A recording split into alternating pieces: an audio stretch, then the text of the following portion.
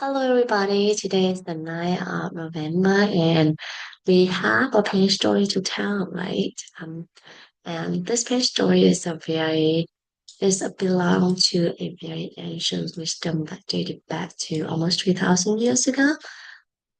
And this wisdom telling us how we can live our life and how something happened to our life and how we can create or manifest our dream life. So that is our lesson from the page story and how we can do that, how we can incorporate those lessons into our life. Let's get started and we can hear the page story and see how the story unfolds. Okay, so let's get started. What is this? It's a pen. What do we use a pen for? To write. Now there's a dog inside the room. I wonder what is in front of the dog. What does the dog do? The dog probably will sneeze, click, or chew this, right? Does the dog see this one as a pen? No. So for the dog, this one is not a pen, but for the human, this one is a pen. So who is correct, the dog or the human? The answer is both are correct. For the dog, this one is a chewing toy. But for the human, this one is a pen to write. The dog is correct in the dog word, and the human is also correct in the human word. So that is our first lesson. Both are correct. Now, let's imagine that there is a table in front of me. So I'm going to put this thing on the table, and then both the dog and I will walk out the room. So inside the room, there be no human, no dog. What does this thing become? It is still a panel chewing toy. Or it becomes almost nothing, and the ancient wisdom comes one as the emptiness. The emptiness is actually a very magical definition. As we understand the emptiness, we'll be able to achieve anything in your life, just like Yushi Michael Walsh applied the emptiness into his business and was able to build a business with revenue of $250 million a year. He's also able to help several refugees. So what is the emptiness? Why is that so magical? Let's go back to the page story, okay? So this thing is currently on the table, and when there's no human, no dog, or nothing to interact with, they come back to true self and call it the emptiness. So first, the emptiness is not nothingness, it's also not blackness, no feeling, no sadness, or happiness, or not thinking. The emptiness is just itself when it doesn't interact with anything or anyone. Just like us, when we are by ourselves, we do not interact with anything or anyone. So everything, everyone around us all have the emptiness. But okay, but then look at this. So this one it could be almost nothing, right? But as soon as I go back into the room and I look at this becomes a pen. When the dog comes back to the room and the dog look at this becomes a chewing toy. And when both the dog and I come back to the room at the very same time, we both look at this at the very same time, what does this thing becomes? It becomes two things, a pen for me and a chewing toy for the dog. So, this thing, it has the emptiness, right? But it also has the potential to become anything or anyone, depending on who or what is looking at this at the very moment. So even just like the example that we just saw, we just talked about, it's just one thing, but it can become several things at the very same time, depending on who or what is looking at that, right? So that is our second lesson. Along with the emptiness, we all have limitless potential. Now I see this as a pen. So does this pen coming from me or does this pen coming from the thing itself? This pen is actually coming from me. Why am I so certain? Because if this thing is the pen itself, then the dog or anything in this entire universe will have to see it for what it is, which is a pen. But does the dog see this one as a pen? No. So this pen is actually coming from me. This pen is actually coming from the night, and everything is actually coming from the night. So that is our third lesson. Everything is actually coming from our night. Yeah, we all agree that this pen is coming from our mind, right? So I'm going to change my mind and I'm going to believe this will become a diamond, okay? So please pay with me. Diamond, diamond, diamond. Open my eyes. It's still a pen. So what in my mind that forced me to see this as a pen but not a diamond? There are seeds inside our mind that the ancient wisdom calls karma. When we see something, the settings that are my probable could have been covered place and made it see it for what had been planted earlier into our mind. So who planted those that into our mind then? Only you can plant the seed into your mind, and only I can plant the seed into my mind. How can we do it? We do it by three ways: by words, by actions, by thoughts to other people. So, for instance, I'm going to hold on to this. I'm going to say that I have the pen. Would you like to have this pen? And when my friend say yes, please, I'd be so happy to give this to my friend with the hope that I can help my friend. So when I give this palm open up and both me and my friend will see it. And it's darling remark in my mind. A couple days later, when I see this, I recognize this one as a pen, which means that the seed of the pen has not been planted into my mind. When I pop up, open up a cup of this and made me see it for what had been planted fully into my mind, which is a pen. And this is how a pen become a pen or anything so loud as become what who they are to us. In the pen story, there are several meaningful lessons. Today we went over four different lessons. The first lesson is both corrupt, so we learn to respect each other's opinion. We learn to respect, we learn to respect each other's choices, and we also learn to listen to each other with a compassionate heart.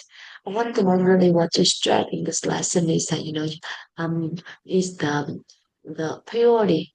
So always try to listen to yourself first, to understand yourself, to respect yourself. Once you be able to do that to yourself, then you become an anchor for yourself, a heaven for yourself. So whatever that happened outside, it doesn't matter because you know that you can find peace and happiness within yourself. And that when you be able to do that, then start doing that to other people surround you, listen to them, try to understand them and respect them for their opinion, for whatever that they think. And with that, you'll be able to bring happiness to any kind of relationship that you are into. And I think that is the key to, and this is the key to the happiness relationship. Um, so lesson number one is also a script to the happiness in our life. Okay. The second lesson is allow with the emptiness. We all have limitless potential. So try to trust your potential, trust the potential of everyone or everything surround you, trust the potential, whatever happened to you. And with this, we learn the linkage between lesson number one and lesson number two is how you be able to see the potential, right? So the first thing is that, once you be able to listen to people, to understand them, to respect them, then that is where you be able to see that emptiness, what their strength, what their weakness are, and then you'll be able that you'll be able to follow them and see what there can be, how beautiful it can be, or what the potential that they carry with them in different things, different situations. And that is how you can realize both the emptiness and the potential. And that leads us to lesson number three, which is everything is actually coming from the seed inside our mind. So we be 100% responsible to whatever happened to us. We don't blame anyone because in the end, we are the only one who plant the seed into our mind using our word or action or thoughts with other people. And I think that is a very important point to bring out in here is that you are the one who take charge of your life. You are full control of your life. So whether your life going to be a nightmare or a disaster or a dream life is all up to you. And when we know that we become proactive, become active of our life. So we know that okay, whatever happened, I can change it into the direction that I wanted to, as long as I'm persistent to it. I know what I get into, okay? And lesson number four is how we can create or manifest our dream life in a very certain way using applying all three lessons. So first you have to know what you want to have in your life, using the lesson number two, the emptiness and the potential. And then lesson number three is that you start planting those seeds using your work, your action, your thoughts with other people. So for instance, if you want to have happiness, then start planting the happiness using your work, your action, your thoughts with other people, helping other people to be happier. If you want to have prosperity, then using your work, your action, your thoughts, helping other people to be more prosperous. And just like that, whatever that you want, making sure that you use your work, your action, your thoughts to other people. Okay? And the lesson that I would like to share with you all today actually is already 10:59 p.m. and I'm very grateful for myself to be able to complete this page story because remember I've been lacking, right? And I've been trying to tell that I'm gonna come back to tell the page story, but then something happened and I just kept okay, I will do it tomorrow.